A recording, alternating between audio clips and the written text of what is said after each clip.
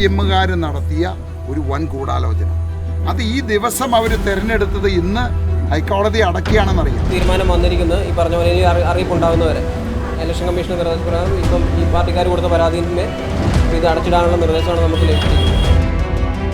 എത്ര പേരുടെ വായിൽ മണ്ണിട്ടേക്കണത് ഇപ്പോൾ അമ്മമാർക്ക് എന്താ ഇതിലിത് കിട്ടണത് ഇങ്ങനെ ചെയ്തിട്ട് നല്ലൊരു ദിവസം വന്നപ്പോൾ അതെ ജനങ്ങൾക്കുണ്ടാകുന്ന ബുദ്ധിമുട്ടിപ്പോൾ കണ്ടില്ല. എത്ര പേരാ സാധനങ്ങൾ മേടിക്കാൻ പോകുന്നത്.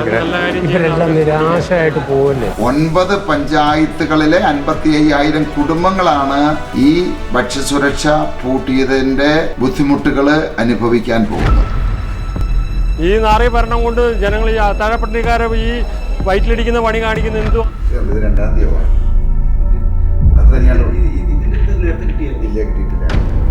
ശരിക്കും 3-ാം തീയതി അല്ലെങ്കിൽ 2-ാം തീയതി തന്നെ സെർവ് ചെയ്യേണ്ടതാണ്. ഇപ്പോൾ 10 ദിവസം അതിനു വേണ്ടി വെയിറ്റ് ചെയ്തെന്നുള്ളതാണ്. കിട്ടുന്ന ഒരു മാസത്തെ പൈസ കൊണ്ടാണ് കഴിയുന്നത്. അത് നമ്മളെ ഇതാക്കുന്ന പറഞ്ഞാൽ അത് ഭയങ്കര നഷ്ടത്തരല്ലേ.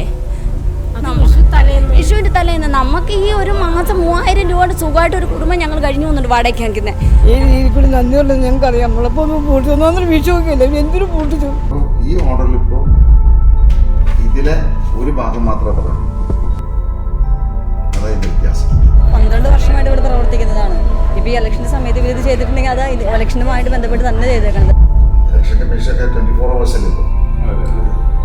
ഇങ്ങനെ ഒരു ഡോക്യുമെന്റ് 2-ാം തീയതി വന്നത് ഒരു കാരണവശാലും 10 ദിവസം ഡിലേയായിട്ട് സെർവ് ചെയ്യാൻ പാടില്ല.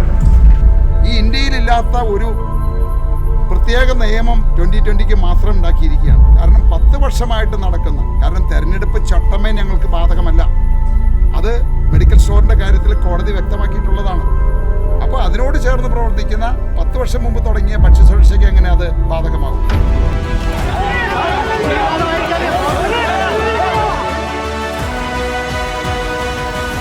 എനിക്കാണെങ്കിൽ പണിക്കൊന്നും നിർത്തില്ലാത്ത ആളാണ്. സൗക്കൊന്നും ഇരിക്കുന്നതാ. നടക്കാൻ പറ്റുന്ന ഓട്ടോറിക്ഷയും കൊടുത്ത് വന്നതാ. പരിയില്ല, ഒരു സാധനം കിട്ടിയില്ലല്ലോ. ഇങ്ങനെ മുന്നോട്ട് പോയാൽ ഇവിടം കൊണ്ട് അവസാനിക്കില്ല എന്നൊരു തോന്നൽ.